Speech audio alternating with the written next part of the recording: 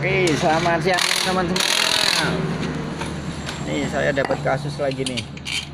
Motornya kretek-kretek. Nah, Scoopy.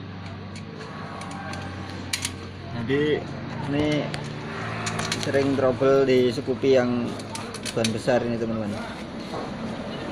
Jadi suaranya bener-bener kasar. Jadi masalahnya di ini pinggiran magnet ini goyang. Jadi untuk penyelesaiannya kita cukup ganjel pakai busa rokok, terus kita lem pakai lem setan. Setannya ini dia. Jadi cukup simpel, tapi ini bikin pusing teman-teman. Sepele tapi bikin pusing. Jadi suaranya kretek saat RPM soner atau saat 500 1600 ya kretek.